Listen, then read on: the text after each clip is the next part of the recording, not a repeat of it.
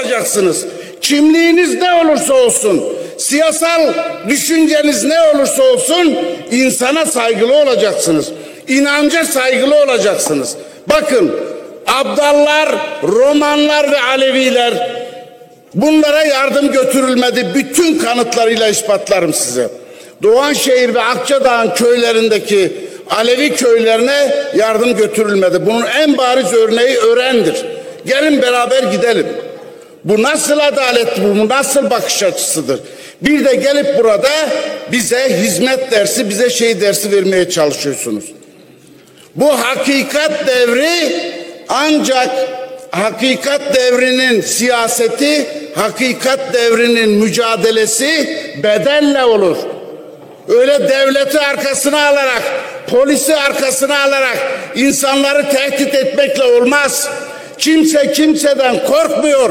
Biz korkuyu Kerbela'da bıraktık. Nedir bu? Evet ya, gel, yüreğin yetiyorsa gel hadi. Ne ayıptır? Ne ayıptır, oradan laf atıp duruyor. Sayın Bülbül, Sayın Bülbül. İşine bak.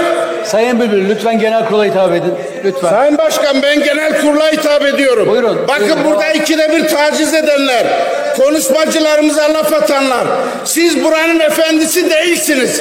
Hepimiz burada eşitiz. Konuşma dinle. Hepimiz burada eşitiz.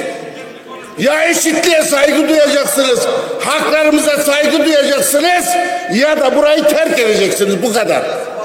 Burada siyaseten, burada inançsal olarak, burada insani olarak eşitiz. Eşitliğe hizmet etmiyor, eşitliği kabul etmiyorsanız suç işliyorsunuz demektir. Tıpkı depremde olduğu gibi.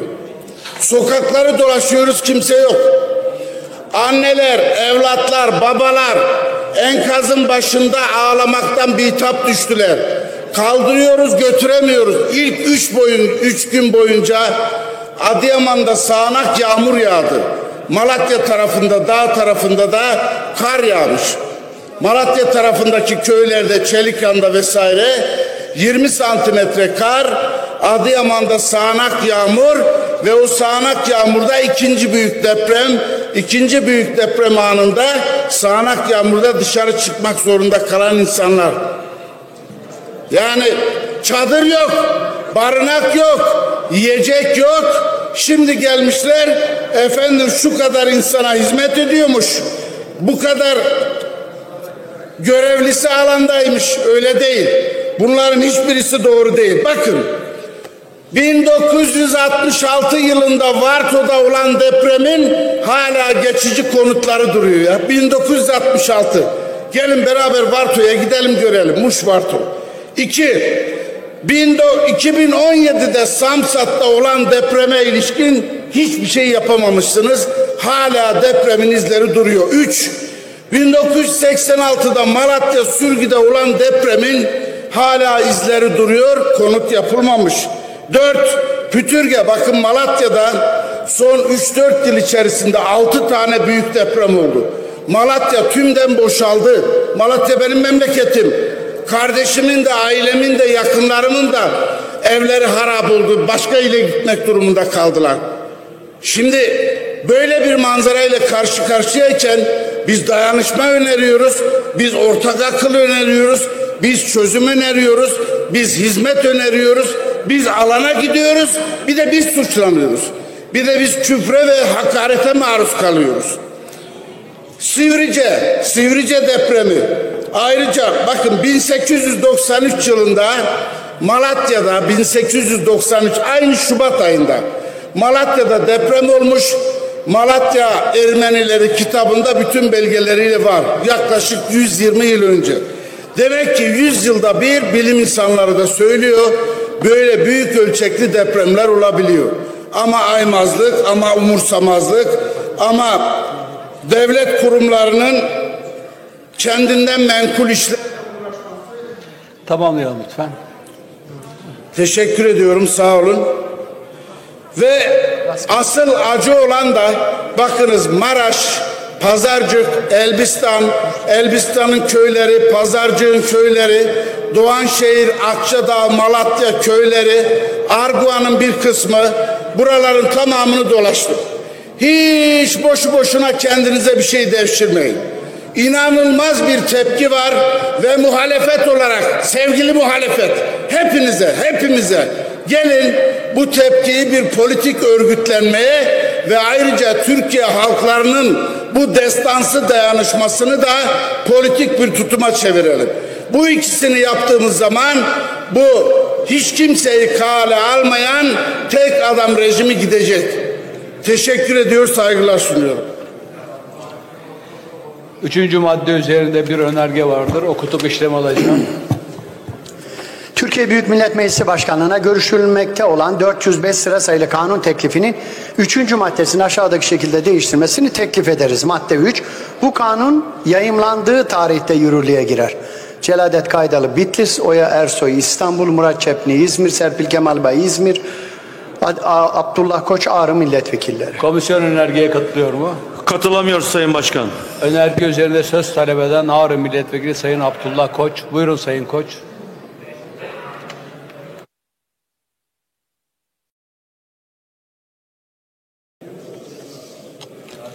Değerli halkımız, öyle bir acı yaşıyoruz ki bunu tarif etmek mümkün değil maalesef. Bakın, bu deprem nedeniyle İçişleri Bakanı ne diyor? Diyor ki hava şartları, yol şartları nedeniyle diyor biz alana ulaşamadık diyor. Depremi duyar duymaz Ağrı'daydım. Biz Ağrı'dan yola çıktık arkadaşlarımızla beraber. Ben Adıyaman'a, akşam saatlerinde Adıyaman'a ulaştım. Adıyaman harap halindeydi. Adıyaman'da yaşam durmuştu. Sokağa çıktım, vardığım noktaya bir enkazın başına vardım ve şunu gördüm. Bir anne ve enkaz altında kalan çocukları. Emin olun ki çocukların sesi geliyordu, çocukların sesi. Fakat bütün iktidara burada seslenmek istiyorum ki devlet vardı diyorlar. Biz gittik diyorlar. Büyük bir şekilde biz yardımları ulaştırdık diyorlar. Devletin orada 72 saat kaldım. Devletin bir kuşu bile uçmuyordu. Kuş. Devletten bir tane insan görmedim. AFAD'dan Allah'ın bir kulunu görmedim. O anne o soğukta, o yağmurun altında 2 gün bekledi ve 3. günden itibaren sesler kesildi. Ben kulaklarımla buna tanıklık ettim. Kendi ellerimle enkazları kaldırmaya çalıştım ama yanıyorum ki elimde bir alet yoktu. Bir kişiye ulaştık, bir kolu kesildi. Diğer bir kişi kardeşinin cansız bedeni o enkazın altında çıkarıldı. Bu iktidar bunun hesabını veremeyecek. Bu iktidarın vebali çok büyük. Bu halka hiç kimse bunun hesabını veremeyecek. Çünkü o anneler, o annesini o enkazın altında bırakan, babasını, çocuğunu, çoluğunu, ailesini bırakan, ya bu devlet nerede diyen insanlara bunlar hesap veremeyecek. Bu siyasetle de açıklanacak bir mesele değil. Bu iktidarın 20 yıllık bu ülkeye bahsettiği ve 20 yıllık bu ülkeye vermiş olduğu armağanıdır bu iktidarın. Bir felaketle karşı karşıya gelen bir halk, bir topluluk ne ister bir devletinden? 2 tane şey ister. Bir, enkaz altında kalan, canını kurtarmak için arama kurtarma ekiplerini bekler. Bu var mıydı? Yoktu arkadaşlar, yoktu. 72 saat yoktu. Daha sonra geldiler, orada bir görüntü verdiler çünkü onu da dünyaya o şekilde pazarlamak istediler. 72 saat sonra insanların cansız bedenleri çıkarıldı ve hepsi dondu, hepsi kan kaybından dolayı öldü. Başka peki insanlar bu devletinden ne bekler? Sağ kalanlar için de sıcak bir çorba bekler, başını sokabileceği güvenli bir alan bekler. Peki bu nedir? Bu da Kızılay değil mi? Bakın Kızılay'ın yapmış olduğu şeye bakar mısınız? Kızılay çadır satıyor, çadır. Kızılay ekmek satıyor, Kızılay çorba satıyor, Kızılay kan satıyor, kan. Bu halk bu kanını götürüp o bütün insanlığa adamak için o kanını götürüp Kızılay'a veriyor. Kızılay bu kanı satıyor. Peki bu halk bu iktidara nasıl güvensin? Bu halk size nasıl güvensin?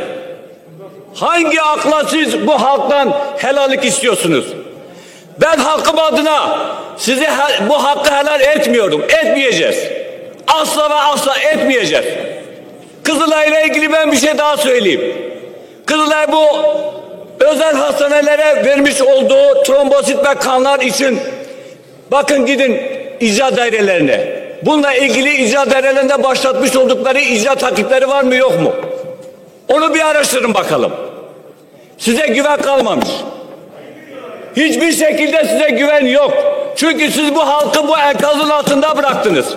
Siz o annenin o enkaz başında duran ve çocuğun elini uzatıp daha sonra da o elin soğuduğunu gören anneye siz hesap veremeyeceksiniz.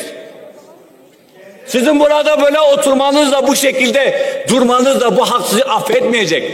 Af beklemekle siz burada sonuç alamayacaksınız. Biz sizi affetmeyeceğiz. Bu halk sizi affetmeyecek. Allah sizi affetmeyecek.